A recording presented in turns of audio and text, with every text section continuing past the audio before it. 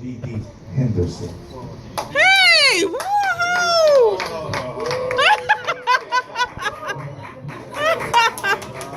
Well, look at them flicking their wrists. Look at them. Ain't never done that anymore. God dang. All right, really, come to the stage. A very funny guy, Mr. G.D. Henderson. Okay, we were over here before. I'm Fenderson. Sorry. Fenderson All right. with an F. G.D. Fenderson. Oh. I'm down here from Baltimore, perhaps you heard of it. My wife and I have been going through some issues lately because of all the stuff that's been going on in the news. Us being a mixed couple, and me being from Baltimore, and her being a Patriots fan. Woohoo! All of this shit about Tom Brady's balls, I'm just annoyed with it now. I can't stand it. I wanna hear- I know more about his balls than I know about my own. Okay? Now, I don't care about Tom Brady's balls. The whole thing's just been exaggerated. I mean, just been dragged out. What he knew, when did he know it? The whole thing's turned into an episode of Law and Order PSI. Dum dum. But I'm tired of all this football-related news. See, I like football, not the news about football. I like football. I don't care about Aaron Hernandez and how he's gone from being a famous tight end, number 81, to being an infamous tight end taking one. I don't care about Adrian Peterson beating his kid. He still can't beat the Packers. I don't care about Eli Manning can't hit his son because his son is open. I don't have time to explain every joke. That's funny. That is funny. That is funny. And I'm tired of RG3 and his fucking little tweets, okay? RG3 needs to stop tweeting, okay? RG used to stand for really good. Remember when he was really good? Now it's like, really? Goodness. I don't care that they have a new female rep. It's about time they have female reps. As a matter of fact, I don't care what her name is. It should be normal. No, not her name should be normal. It should be normal that we have women doing this job. I don't care what her name is. I won't care what her name is until she fucks up the first call that cost me money. Then I'm going to learn her name. Just like Ed Hockley's name. I know all about Ed Hockley. Born in Milwaukee, December 25th, 1950. I know about his law firm, 1983. Became a referee, 1990. I know all that shit about Ed Hockley because it cost me money. Motherfucker, that should have been a catch and a touchdown. He cost me money, I missed a payment, they took back my mother's dentures. You people have no idea what it's like to watch football with your mom, and she's sucking on the Doritos because she can't chew them anymore. You people don't know what it's like to be reaching for Doritos and they're all soggy because she's been putting them back in the bowl when she's done. Okay? Not only should women be referees, they should be head coaches. Insert your own dick joke, okay? I'm not talking about head coaches, no. Head coaches, like real head coaches. And it makes sense because when these men were kids, the moms are the ones that took them to practice.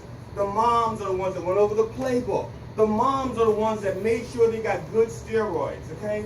The moms are the ones that stood up in the fans and cheered them on. That's my boy! That's my boy! That's go get him! Rip his heart out and shit in his chest. It's the moms that got escorted from the games because, hey, I did not call the ref a pussy. He's too sensitive to be a pussy. He's a ball sack. You know, you got a tight grip for a rent-a-car. I'm a widow, you know. Now, it makes sense for women to be head coaches.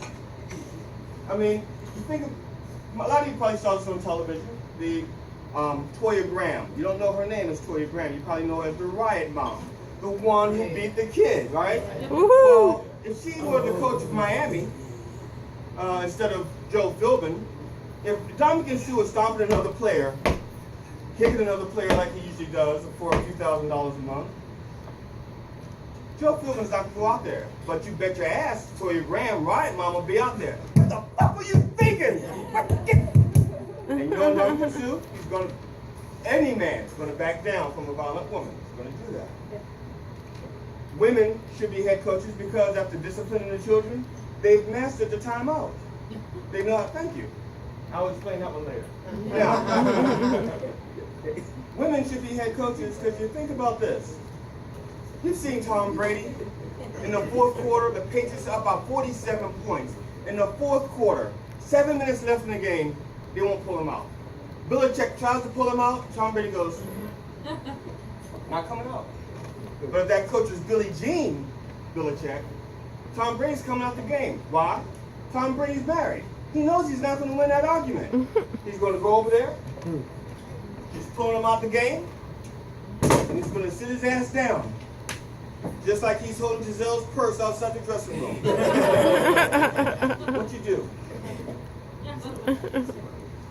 Now, of course, the best reason for women to be head coaches, because when men do their best, I mean their very, very best, and they come up short, women know what to say to encourage them. Because after all, football is a game of inches. See, that's not a big enough laugh, and I'm not going out like that. I'm not going out like that. That's not a big enough laugh. Now, I mentioned my wife and I mixed couple. It's not just I'm a Ravens fan and she's a Patriots fan. It's also because I'm black and she's white. And we've been married for 9 years, been together for 13 years. And now, the way we argue and fight has changed over that time. When we first got together, our arguments used to be violent with the makeup sex. He'd be like, fuck you, no, fuck you, no, fuck you, fuck you. And then we'd be fuck it. Now we've been together for a while. It's like, you mad? Yeah, I'm mad. We'll talk about it later? Yeah, we'll talk about it later. But what we've learned is there's certain things we can't say to each other. We don't push those buttons. You never want to say something to someone that you have to apologize for later because you can't take it back. Once you say it, it's not coming back. You use the C word to a woman, she'll remember it. The B word, can't do it. My wife and I had an argument. I was being a dick, as comics do, because we think it's funny when we say it, and not realize that we're in the middle of a fight and it's not fucking funny now. And it won't ever be funny. 20 years from now, I would say, honey, remember I said it wasn't funny then, it's not funny now, sit down. She called me the one word I never thought she'd ever say to me. Yeah, I know. I was shocked. I said, I must have really pissed her off. Son of a bitch, she called me a Republican. Now that, thank you. T.D. Fenderson.